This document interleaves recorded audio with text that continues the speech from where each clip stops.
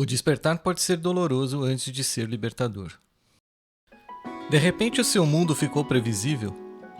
Como se as conversas fossem sempre as mesmas, as opiniões já viessem prontas, e até as discussões tivessem um roteiro repetido? Você começa a se sentir deslocado, como se estivesse presente, mas não pertencendo.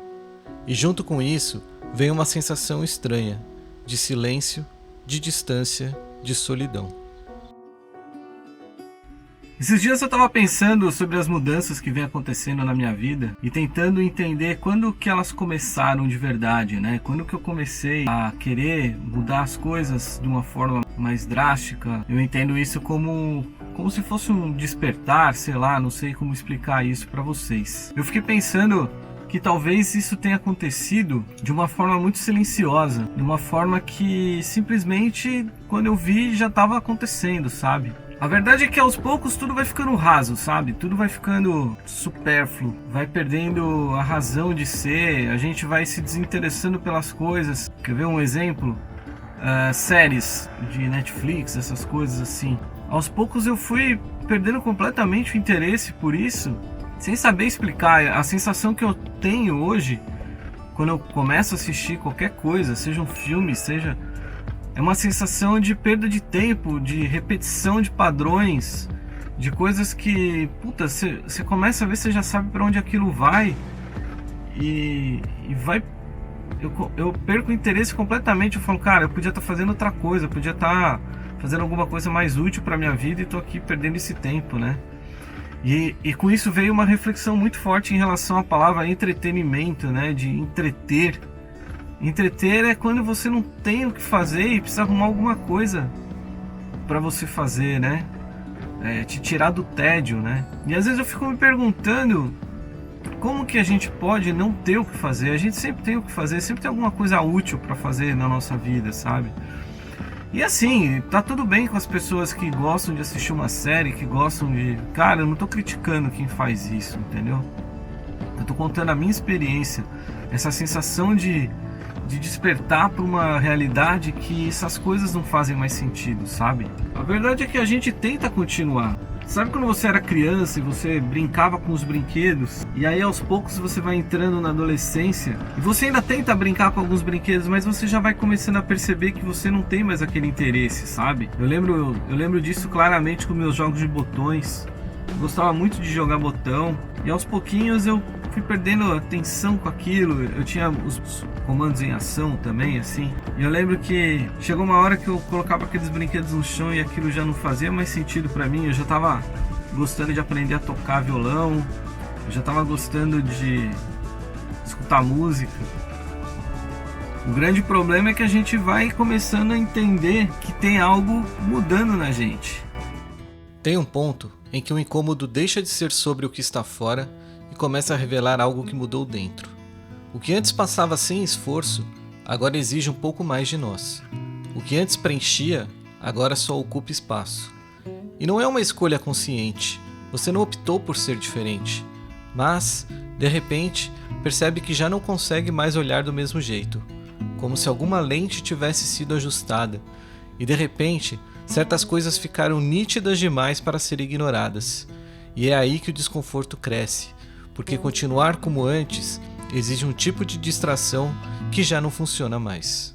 Eu me lembro que aos poucos eu comecei a fazer umas reflexões mais profundas sobre a minha vida, sabe? Quando isso começou, eu comecei a questionar muitas coisas que às vezes eu via que havia intenções, né? Por exemplo, você pega e assiste esses filmes mais hollywoodianos, principalmente esses de guerra, ou esses filmes de intervenção alienígena, essas coisas, e você percebe que tem uma mensagem subliminar ali, querendo mostrar que os americanos são os caras, que a gente depende dos americanos para resolver as coisas, que aquela nação é inimiga, né? Inimiga de quem, né? Dos caras, dos americanos.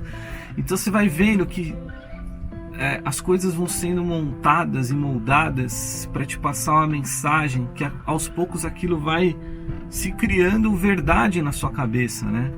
Eu não quero nem entrar aqui no mérito de política e de religião, porque, né, como diz o ditado, futebol, política e religião, ninguém se discute, né? Eu encontrei também muitas manipulações, sabe, nesses quesitos aí. Claro, são coisas pessoais que não vêm ao caso, mas eu não tenho hoje vínculo nem com futebol, nem com política, nem com religião. Todas elas tentam manipular a gente de uma forma que não é saudável.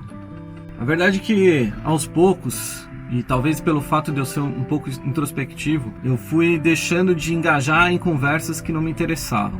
Eu percebi que de repente eu estava em rodas, eu via que a conversa ia para um lado que não estava me interessando, eu saía. E cada vez eu senti mais necessidade de um papo mais profundo, de ter pessoas próximas que gostam de uma conversa mais profunda, de se aprofundar nas coisas mais filosóficas. E fui percebendo que talvez eu estava ficando um cara chato mesmo, sabe? Chato não só para as pessoas, uma pessoa chata comigo mesmo, sabe? De não ter mais paciência para as coisas, não tolerar mais as coisas. E isso pra gente também é ruim. Sem perceber, o espaço que antes era ocupado por conexões vai lentamente perdendo os laços. Ao mesmo tempo que existe mais clareza, existe menos troca. Afinal, ninguém quer mergulhar tão fundo na alma como você. E se isso passa do ponto, o que era antes apenas percepção, vira um grande isolamento. E com isso me veio os pensamentos, né, de como é perigoso pra gente também esse tal do despertar. Porque a gente começa a se isolar demais, começa a se fechar demais, cada vez mais sozinho, cada vez tendo menos relações sociais. E se você não tomar cuidado, você acaba se isolando, um ermitão. E a gente precisa tomar muito cuidado em não relacionar essa questão do despertar com questões de ressentimento, de mágoas, de raiva, de tristeza, porque não tem nada a ver uma coisa com a outra. O fato de você não concordar com a forma que uma pessoa pensa, não quer dizer que você é um desperto. Inclusive você pode estar completamente errado. Quer dizer que você está tentando de repente impor a sua verdade, o que é perigoso. Então o trabalho que eu estou fazendo comigo ultimamente é tentando desenvolver mais empatia. Eu venho tentado me relacionar com as pessoas, entender os momentos, entender as personalidades. Por exemplo, você está num churrasco, cara, você não vai conseguir uma conversa filosófica, não pelo menos no começo, né? Depois está todo mundo mais encharcado ali de álcool, de repente você até consegue. Mas as conversas são mais superficiais, as pessoas vestem máscaras sociais e que a gente aprende a ler, né? É muito engraçado isso. Não sei se isso tem a ver também pelo fato de eu ter feito psicologia, mas a gente vai percebendo e a gente precisa novamente tomar cuidado para não transformar isso num ar de superioridade, da gente não transformar isso numa questão de que a gente tá acima dessas pessoas. Se você sente que não pertence mais como antes, talvez isso não seja o fim de alguma coisa. Talvez seja só o começo de uma fase, onde você ainda não encontrou o seu lugar. E pode ser que isso leve um certo tempo para se ajustar. Pode ser também que nunca se ajuste. A solidão que vem com esse processo não significa que você está perdido. Às vezes, significa só que você está mudando. E o seu entorno talvez precise mudar também. Mas me diga uma coisa: em que momento você percebeu que não dava mais para voltar a ser quem você era?